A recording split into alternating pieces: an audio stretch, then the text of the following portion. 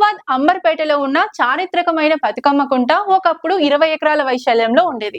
కానీ కాలక్రమంలో అది కబ్జాల బారిన పడి ఇప్పుడు కేవలం 6 ఎకరాలకు మాత్రమే పరిమితమైంది. అయితే ఇప్పుడు ఆ కుంట మళ్లీ బతికింది.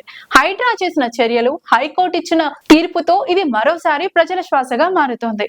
హైడ్రా చేసిన విజిలెన్స్ చర్యల ఫలితంగా ఈ స్థలాన్ని కాపాడగలిగింది. ఒకవైపు కోర్టు పిటిషన్లు, మరోవైపు అక్రమ హక్కుల వాదనల మధ్య ఈ కేసు హైకోర్టుకి వెళ్ళింది. ఎడ్ల సుధాకర్ రెడ్డి అనే వ్యక్తి తనకు కుంట భూమిపై హక్కులున్నాయంటూ వేసిన పిటిషన్ ను హైకోర్టు తిరస్కరించింది. అగ్రిమెంట్ ఆఫ్ సేల్ ఆధారంగా చేసిన వాదనలను కోర్టు గట్టిగా కొట్టేసింది. బతుకమ్మ కుంట స్థలంగానే కొనసాగించాలంటూ స్పష్టమైన తీర్పు వెలువరించింది.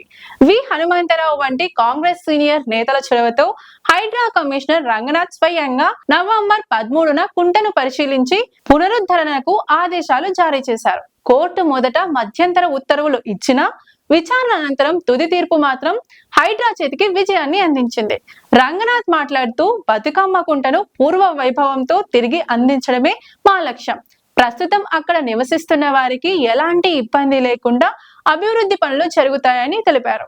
ఇప్పటికే పునరుద్ధరించిన ప్రాంతాన్ని పార్క్ గా అభివృద్ధి చేయడం ప్రారంభమైంది. హైడ్రా అధికారుల కృషిని గుర్తించి వారిని ప్రత్యేకంగా సన్మానించారు. ఈ విజయం చెరువులపై జరుగుతున్న కబ్జాలపై ప్రభుత్వం తీసుకుంటున్న కఠిన చర్యలకు చిహ్నం.